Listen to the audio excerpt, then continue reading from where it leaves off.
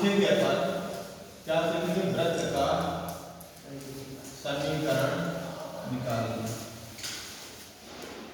अब वृत्त का समीकरण कैसे निकालेंगे, ठीक है।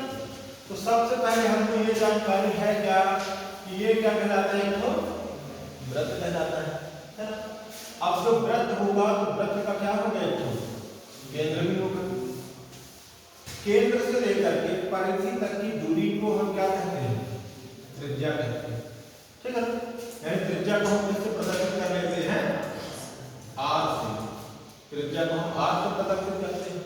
अब वृत्त के केंद्र को किससे प्रदर्शित करते हैं, वृत्त का केंद्र, इसका निर्देशांक हम h और k से प्रदर्शित करते हैं। यहाँ पर हम चाहे तो यह चार्ट के लिख सकते हैं इस केंद्र का, ठीक। अब वृत्त बनाया कैसे, कैसे बनाया, किसकी सहायता से बनाते हैं, बताओ। वृत्त किसकी सहायता से बनाते हैं, वो राउंडर के साथ। तो राउंडर का एक पिच यहाँ मारते, जितने भी चौड़ाई की चाहिए, जितने सेंटीमीटर की, उतना चाप पूरे वृत्त के हिसाब से गोले रूप में मार देते हैं। तो हमारा क्या बन जाता है, तो वृत्त की जो त्रिज्या यहाँ पे होगी, जितनी मान लेते यहाँ अगर 3 सेंटीमीटर है तो इसकी त्रिज्या यहाँ भी कितनी होगी, 3 सेंटीमीटर, यहाँ भी 3 सेंटीमीटर और यहाँ भी 3 सेंटीमीटर। पूरे वृत्त में कहीं पर भी आप त्रिज्या खींच सकते हो, उसके लिए स्वतंत्र है, ठीक है। हाँ, बराबर ही होता है, ये जितनी लंबाई होगी उतनी लंबाई ये भी होगी, उतनी लंबाई ये भी होगी, उतनी लंबाई यहाँ से कहीं भी खींचेंगे तो हो जाएगा, ठीक है ना। अब वृत्त का समीकरण निकालने का सूत्र क्या होता है, वृत्त का समीकरण निकालने का सूत्र क्या होता है, x माइनस h का whole square plus y minus k का होल स्क्वायर, और ये बराबर होता है किसके, त्रिज्या के वर्ग के या r स्क्वायर, ठीक है ना। प्रश्न बताइए क्या था,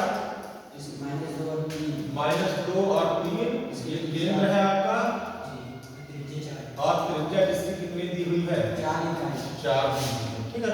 तो सूत्र में मान रखेंगे, हमारा x है, माइनस h का मान क्या दिया है, माइनस का, पहले से सूत्र में माइनस है, तो माइनस माइनस और ये हो जाएगा 2, और इस पूरे का होल स्क्वायर आप इस तरह से लिखेंगे, प्लस y माइनस k का मान कितना है, 3 रख देंगे, का होल स्क्वायर बराबर r स्क्वायर, यानी 4 का वर्ग हो जाएगा।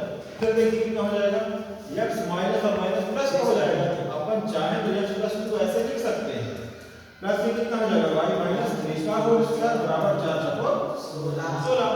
अब देखिए a प्लस b का होल स्क्वायर है, और यहाँ पर a माइनस b का होल स्क्वायर, दोनों को हल कर दीजिए, a square plus 2 3 4 b square धन 2ab यानी 4x, इसका कितना हो जाएगा, y स्क्वायर प्लस का 6 9 तीन का है ना, और ये कितना हो जाएगा, माइनस 2ab यानी 6y बराबर, देखिए क्या क्या जुड़ेगा घटेगा, तो कितना आ जाएगा,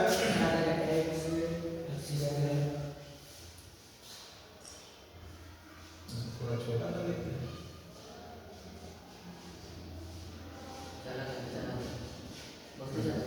ठीक है। अब इसको देखिए कितना लिखेंगे, x स्क्वायर हो जाएगा, y स्क्वायर को एक तरफ लिख लो, फिर 4x को लिख लो, माइनस 6y लिख लो, और ये देखिए फिर क्या क्या बचेगा, 9 और 4 13 बराबर इधर 16 है, 13 को 76 कर देंगे, तो कितना आ जाएगा, x स्क्वायर धन y स्क्वायर धन का 4x ऋण का 6y और बराबर 13 उधर जाएगा, 16 में घट जाएगा, इस तरह से आप एक समीकरण प्राप्त कर सकते हैं।